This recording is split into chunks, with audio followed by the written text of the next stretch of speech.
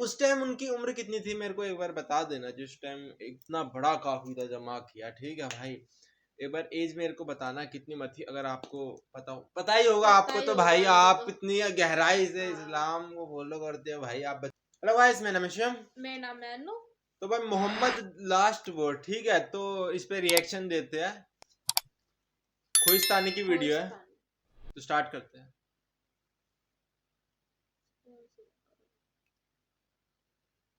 मक्का बहुत मुश्किलों से फतह करने के बाद अब पूरे अरब को यह पता चल गया था कि मुहम्मद ही अल्लाह के रसूल हैं, जिसके बाद बहुत तेजी से पूरे अरब से लोग इस्लाम की तरफ आने लगे और ये इस्लामिक एम्पायर पूरे अरब में फैलने लगी।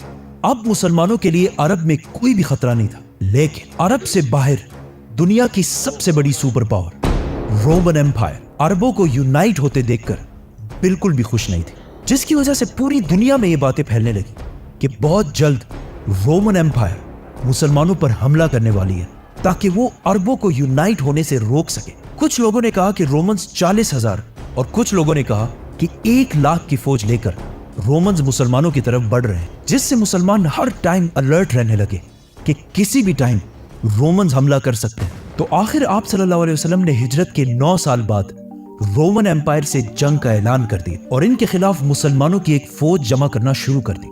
इससे पहले जब भी आप सल्लल्लाहु अलैहि वसल्लम किसी इलाके पर हमला करते तो वो जंग से पहले किसी को भी ये नहीं बताते कि वो किस पर हमला कर रहे हैं। अब हालात इतने खतरनाक हो चुके थे कि आप सल्लल्लाहु अलैहि वसल्लम ने पहले से ही पूरे अरब को यह बता दिया कि हम दुनिया की सबसे बड़ी सुपर पावर रोमन एम्पायर से लड़ने जा रहे हैं और सबका, हर मुसलमान का इस जंग में शरीक होना फर्ज है और जो मुसलमान भी इस जंग में शरीक नहीं होगा उसे मुनाफिक डिक्लेयर कर दिया जाएगा।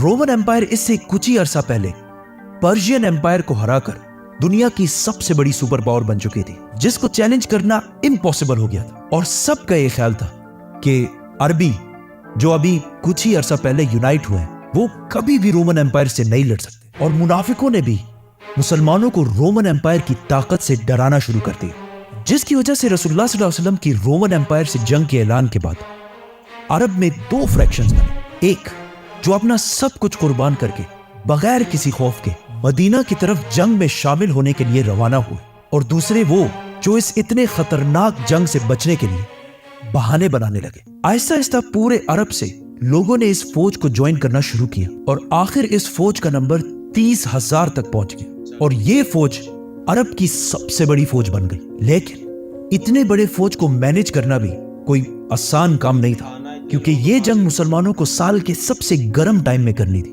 और वो भी अरब की गर्मी, जिस वक्त पूरे अरब में कहत फैल चुका था, जिसकी वजह से रसूलुल्लाह सल्लल्लाहु अलैहि वसल्लम ने सारे मुसलमानों से इस फौज के लिए फंड्स इकट्ठा करने की रिक्वेस्ट की, जिसके बाद हर मुसलमान अपनी ताकत के मुताबिक इस फौज के लिए फंड्स इकट्ठा करने लगा।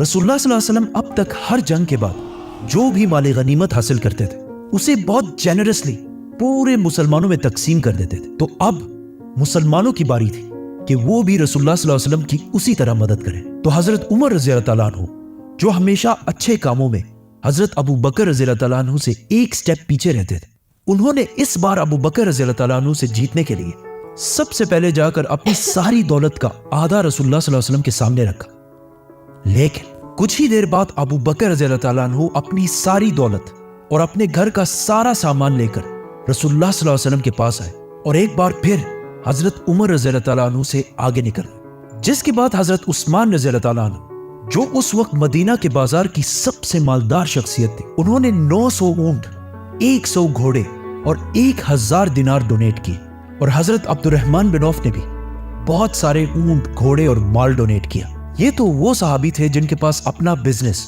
और काफी दौलत थी, लेकिन वो सहाबी जो बिल्कुल गरीब थे, उन्होंने भी इस फौज के लिए डोनेशंस की, जिनमें से एक ने सारी रात मेहनत करके चंद खजूर कमाए और वो थोड़े से खजूर भी इस फौज के लिए डोनेट कर दिए। इतने सारे डोनेशंस के बाद भी 30,000 के इस फौज को मैनेज करना बहुत मुश्किल था, क्योंकि जैसे ही ये फौज मदीना से रवाना हुई, हर 18 सहाबा के लिए सिर्फ एक ऊंट था, और तबूक मदीना से 700 किलोमीटर दूर था, और वहां पहुंचने के लिए एटलीस्ट 15 दिन का सफर करना था। तो 18 सहाबा एक ही ऊंट को बारी बारी राइड करने लगे, जो बहुत मुश्किल काम था ही, लेकिन कुछ ही दिनों बाद रास्ते में मुसलमानों के पास खाने पीने का सामान भी खत्म हो गया, जिसकी वजह से मुसलमानों को मजबूरन इन ऊंटों को भी ज़िबा करना पड़ा। लेकिन इतने सख्त हालात में भी सबको पता था कि उनमें से कोई भी पीछे रह गया तो मुनाफिक डिक्लेयर कर दिया जाएगा। तो सारे मुसलमान इस सब के बावजूद भी आगे बढ़ने लगे। लेकिन एक साहबी अपने ऊंट की वजह से इस फौज से पीछे रह गए, अबू जर गिफारी। तो उन्होंने अपना ऊंट वहीं छोड़कर पैदल तबूक की तरफ बढ़ने लगे। ये फौज रास्ते में आले समूद के इलाके से भी गुजरी, जिन्होंने एक जमाने में पहाड़ों के अंदर बहुत जबरदस्त और आलीशान बिल्डिंग्स बनाई थी। इनकी तबाही को देखकर मुसलमानों का ईमान और मजबूत हो गया। लेकिन आप सल्लल्लाहु अलैहि वसल्लम ने इस इलाके के पानी को यूज करने से मना कर दिया। आखिर 15 दिन बाद मुसलमान फाइनली तबूक पहुंच गए।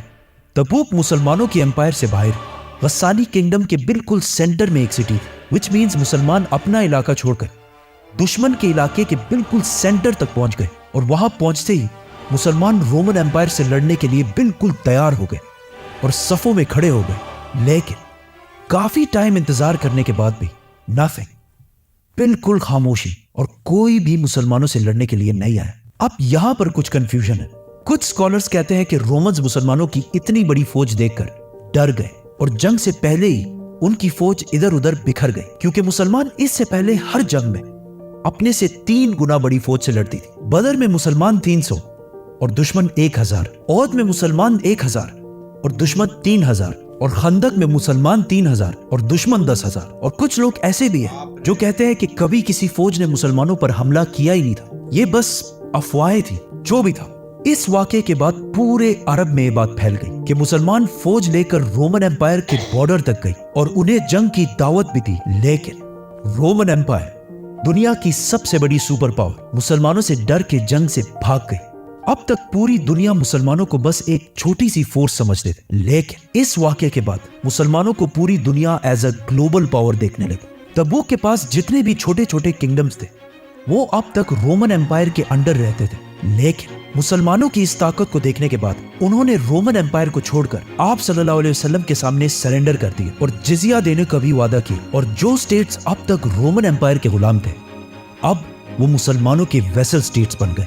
और अब पहली दफा मुसलमानों की इस सल्तनत के बॉर्डर्स डायरेक्ट 2 बड़े सुपर पावर्स रोमन और पर्शियन एम्पायर से टकरा गई और पूरी दुनिया मुसलमानों को एक सुपर पावर की तरह देखने लगी। इन छोटे किंगडम्स के सरेंडर करने की वजह से मुसलमानों को बहुत सारे घोड़े, ऊंट और सोना मिला।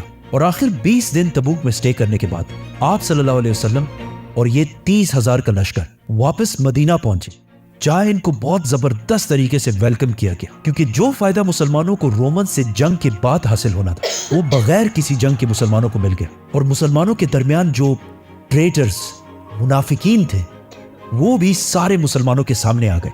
मदीना पहुंचने के बाद बाकी सारे अरब कबीले भी इस्लाम कबूल करके इस एम्पायर में शामिल हो गए और पूरा अरब बुत परस्ती, आइडोलेट्री को छोड़कर एक ही अल्लाह की तरफ आने लगा। लेकिन उसके साथ ही रसूलुल्लाह सल्लल्लाहु अलैहि वसल्लम का इस दुनिया में मिशन कंप्लीट हो गया, क्योंकि ये जंग तबूक रसूलुल्लाह सल्लल्लाहु अलैहि वसल्लम की जिंदगी की आखिरी जंग, क्योंकि इसके कुछ ही साल बाद आप सल्लल्लाहु अलैहि वसल्लम की जिंदगी का आखिरी दिन है।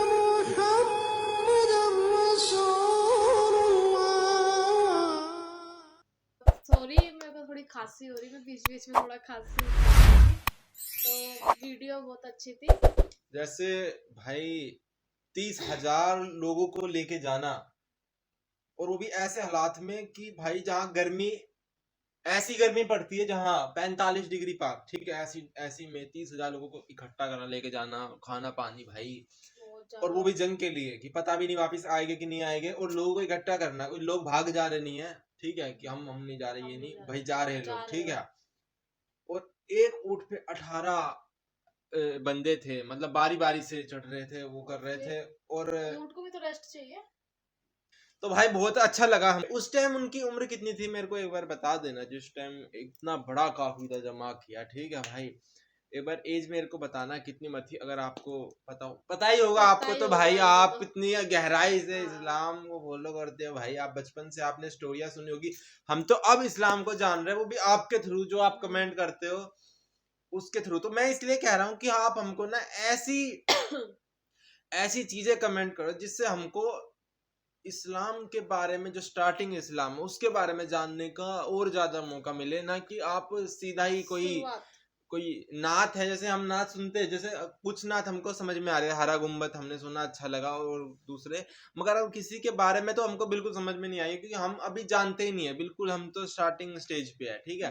तो इस्लाम के बारे में हमको जानने के लिए ना, तो आपको कोई ऐसी गहराई वाली वीडियो हमको बताइए कि बिल्कुल, समझ रहे हो ना, ठीक है।